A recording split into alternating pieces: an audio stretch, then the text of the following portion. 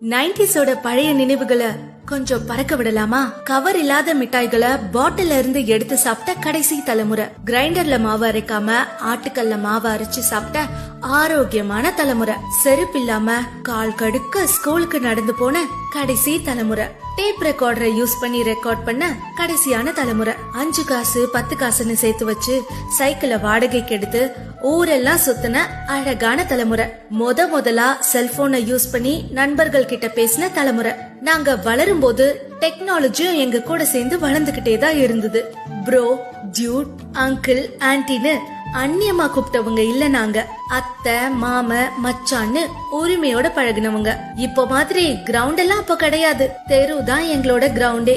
வெயிலு மழைன்னு பாக்காம மண்ணில கால வச்சு உருண்டு புரண்ட தலைமுறை, சக்திமானையும் மைடியர் பூதத்தையும் மெய் மறந்து பார்த்த தலைமுறை, பண்டிகை காலங்கள்ல சொந்த பந்தங்களோட கொண்டாடி வீட்லயே இருக்க பெரிய ஆண்டனால இருந்து வர கேபிள வச்சு படம் பார்த்த கடைசியான தலைமுறை, தப்பா நினைச்சாலும் பரவாயில்ல பக்கத்து வீட்டு மாங்காயும் நெல்லிக்காயும் திருடி தின்ன தலைமுறை, உலகத்தோட பெரிய மாற்றங்களை விட்னஸ் பண்ண தலைமுறையும் நாங்க தான். இனிமேலாச்சு 90ஸ்னா கிரிஞ்சே பண்றவங்க, கல்யாணம் ஆகாதவங்கன்னு டீஸ் பண்றதை விடுங்க.